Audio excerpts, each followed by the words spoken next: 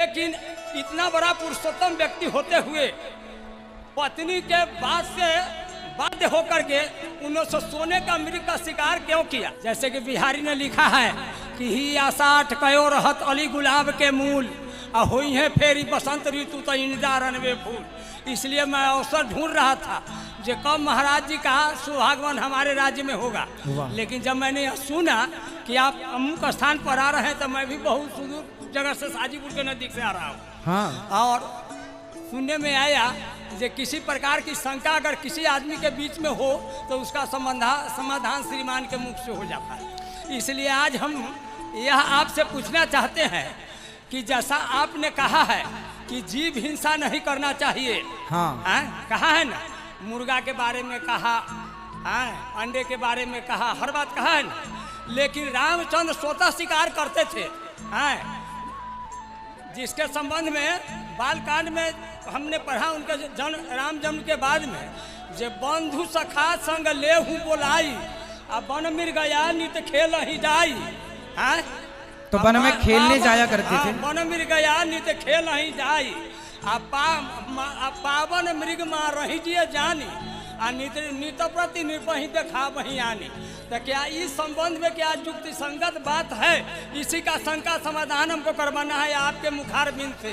जो रामचंद्र है इतना पुरुषोत्तम थे, पुरुष में उत्तम कहा गया था पुरुषोत्तम है, तो यदि वो पुरुषोत्तम थे तो फिर शिकार करने कहे गए। अब पावन मृग का सवाल जब यहाँ उत्पन्न होगा तो कैसे समझगा जब पावन मृग है? मैं अगर पावन हूँ और आपके मारने से यदि मैं स्वर्ग में चला जाऊँ, स्वर्ग में चला जाऊँ तो क्या मुझको कष्ट नहीं होगा? अब उत्तर दे दें। अब उत्तर दे दें। राम ने ऐसा यदि किया तो क्यों ना करके अपने पिताजी को दिखाया करते थे? जो अब उत्तर दे दें, प्रश्न पूरा हो गया, उत्तर दे दें। हाँ, इसका समाधान हमको कर दें। चलो, इनका प्रश्न ये है कि भगवान राम भी तो मृग को मारते थे, है ना? तो मृग भगवान राम मारते थे तो हम लोग क्यों ना मारें? सुनिए, बहुत बात सीखिएगा। बेटा बैठ जाओ, सब बैठ जाओ। देखो ऐसा है, दादाजी समझिएगा, दादाजी समझिएगा, समझो समझो। देखो आज जो डॉक्टर बनते हैं ना, आज जो लोग डॉक्टर बनते हैं तो वो डॉक्टर बनने के पहले चूहों पर एक्सपेरिमेंट करते हैं, हाँ या ना? चूहे को इंजेक्शन लगाते, उसका पहले फाड़ते हैं, उसे ऑपरेशन करते हैं। इंसानों का इलाज करने के पहले डॉक्टरों को बंदर का और चूहे को इन पर एक्सपेरिमेंट कराया जाता है कि आपको सही आया कि नहीं। उसी प्रकार पहले के जमाने में जो राजा हुआ करते थे, राजा, उन राजाओं के राजकुमारों से कहा जाता था जाओ जंगल में जाकर हिरण का शिकार करके लाओ ताकि देख लिया जाए कि तुम्हारा निशाना कितना पक्का है, और शेर का शिकार करके लाओ ताकि देख लिया जाए कि तुम बहादुर कितने हो, ताकि प्रजा की रक्षा कर सको। ये बातें सिर्फ राजकुमारों के लिए थी, आम जनमानस के लिए नहीं। मैं चूहा मारूं तो पाप लगेगा, आप चूहा मारे पाप लगेगा, पर डॉक्टर चूहा को एक्सपेरिमेंट करते समय चूहा मर जाता है, वो उनकी पढ़ाई का हिस्सा है, समझ रहे हैं? वो उनकी शिक्षा का हिस्सा है।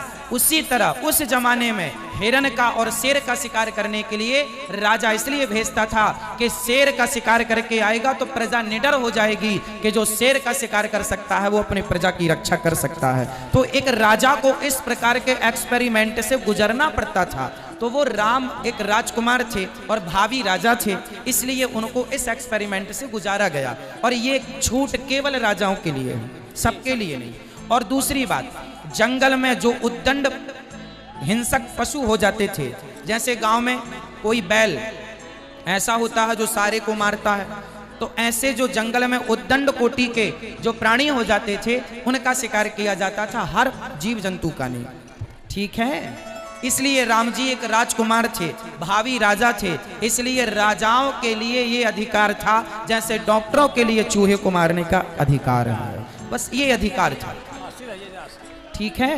अब एक बात और है। हाँ, जैसे जनकपुर में धनुष भंग करने के टाइम में भगवान जब पहुंचे थे और सीता भी मौजूद थी, तो देखी विपुल विकल्प देही आ निमिष भी हाथ कलपसम ते ही आ तिरसित बारी बिनु जो तनु त्यागा तो मुँह करई का सुधा तरागा। इससे कहने का तात्पर्य है कि जैसा मानस में तुलसीदास ने इस चीज़ को उद्धृत किया है राम की ओर से, जैसा उन्होंने लखन को इंडिकेट किया, तो मेरा कहने का मतलब है जो अमृत हर मृत प्राणी को जिंदा करने में सक्षम है। तो राम ने अपने मुखारबिंद से क्यों कहा था जो तिरसित बारी बिनु, सीता को देख करके जो तिरसित बारी बिनु जो तनु त्यागा तो मुँह करई का सुधा तरागा। इससे साफ जाहिर होता है कि मृत प्राणी को अमृत जिंदा करने में सक्षम नहीं है। ऐसा लिखा तो क्यों, जबकि हम लोग आप तक जान रहे हैं कि मृत प्राणी को जिंदा करने में अमृत सक्षम होता है। ऐसा उन्होंने मेंशन किया तो क्यों किया, इसका आंसर हमको चाहिए। क्योंकि बढ़िया कहा, क्योंकि राम स्वयं चलते फिरते अमृत हैं। राम का दर्शन से ही व्यक्ति अमर हो जाता है। रावण को राम जी ने मार दिया, मार ही तो दिया, पर मर के भी वो अमर हो गया कि नहीं? अमर है या नहीं? रावण मर के भी अमर। शबरी को छू लिया राम जी ने, अमर हो गई। राम जी ने जिस जिसको देखा, राम जी जिस जिसके घर गए, सबको ही अमर होते चले गए। तो राम खुद चलते फिरते अमृत हैं। इसलिए वहां ये बात कही गई कि राम को ही अमृत कह दिया गया। स्वर्ग के अमृत को पी लेने से स्वर्ग की प्राप्ति होती होगी, पर स्वर्ग के अमृत से करोड़ों गुना श्रेष्ठ भगवान के दर्शन का अमृत है। राम जी के दर्शन का जो नयनों से पीने वाला अमृत है वो उस स्वर्ग के अमृत से करोड़ों गुना श्रेष्ठ। तीसरी बात मैं आपसे सरकार यह पूछना चाहता हूँ, जिस समय पंचवटी में मारीच सोना का मृग बन करके आया हुआ था, हाँ, इसमें दो मत की बात नहीं है, लेकिन इतना बड़ा पुरुषोत्तम व्यक्ति होते हुए पत्नी के बाद से बाध्य होकर के उन्होंने सोने का मृग का शिकार क्यों किया? जैसे आपकी पत्नी हो, आपकी बहू हो, हमारी पत्नी, हमारी बेटी हो, अगर लाख रुपये का आभूषण पहन करके कहीं अगर बाहर निकलता हो तो हमें यदि उसके आभूषण के प्रति लालच नहीं हो तो मैं उसके प्रति क्यों जो है कि न से अपने को उसका पीछा मैं क्यों करूँगा?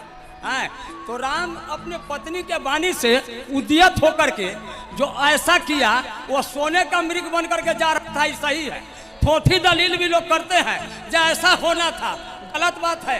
कहा गया है जो example is better than precept, उपदेश से उदाहरण कहीं अच्छा होता है कि नहीं होता है? तो यदि वो सोने का मृग हुआ तो क्या उनके लिए युक्ति संगत बात थी कि अपनी पत्नी के बाद से बाध्य होकर के उस मृग का शिकार करना? इस पर अपना विचारधारा हमको प्रकट कीजिए। अच्छा ये बताइए, यहाँ देखिए, यहाँ ये बताइए कि जो सीता, सुनिए ध्यान से इनके सवाल का उत्तर सुनो, जो सीता सोने के मृग पर मोहित हो गई, पहले तो ये बताइए क्या वो सीता स्वयं असली थी? नकली। हाँ, तो नकली सीता ही नकले सोने के मृग में मोहित हो गई, वो खुद नकली थी। जब लगी करहूँ निशाचर नासा तब लगी करहूँ अग्निकुंड। हाँ, इसलिए तो उन्होंने नकली सीता बना के रखी है, इसलिए फिर भी सीता का स्वरूप बना करके रखा था। हाँ, तो फिर सीता के कहने के बाद नकली सीता थी, हम मान लिया इस बात को। हाँ, लेकिन नकली सीता के कहने के अनुसार उनकी वाणी से बाध्य होकर के उन्होंने शिकार क्यों किया? भाई सीता नकली थी और मृग भी नकली था, समझो। सीता नकली थी और मृग भी नकली था, और मृग भेजने वाला कौन था? रावण। रावण राम जी की परीक्षा लेना, रावण ने कह दिया था, रावण समझ गया था कि खरदूषण सम मोहि बलवंता तिन्हि को मारे बिनु भगवंता। ये खरदूषण को मारने वाला कोई इंसान नहीं हो सकता। रावण को संदेह हो गया कि ये राम भगवान है, तो रावण को लगा कि चलो परीक्षा ले लेते हैं, यदि राम भगवान होंगे तो वो मैं पहचान लूंगा। फिर क्या हुआ? रावण ने राम जी की परीक्षा लेनी चाहिए, तो सोने का मृग बना के भेज दिया, यदि इसके पीछे भाग गए तो मैं समझ लूंगा कि ये नकली है। तो राम जी बोले कि रावण परीक्षा ले रहा है तो उसकी परीक्षा में फेल हो जाते हैं। तो राम जी रावण की परीक्षा में फेल हो गए, क्योंकि आगे की लीला करनी थी। रावण परीक्षा लेने आया था, यदि राम जी कह देते ये सोने का मृग है, पोल पट्टी खोल देते मारीच की, तो आगे फिर रावण की योजना क्या होती, फिर सीता हरण कैसे होता, फिर लंका दहन कैसे होती। उस एक घटना से आगे की बहुत सारी लीलाएं करनी थी। इसलिए राम जी सब कुछ जानते थे, लेकिन सब जानकर भी वो रावण की उस परीक्षा में फेल होना ही ठीक समझा। इसलिए राम जी को लीला आगे की करनी थी, यदि नहीं होती वो लीला तो आगे की सारी लीला बाधित हो जाती।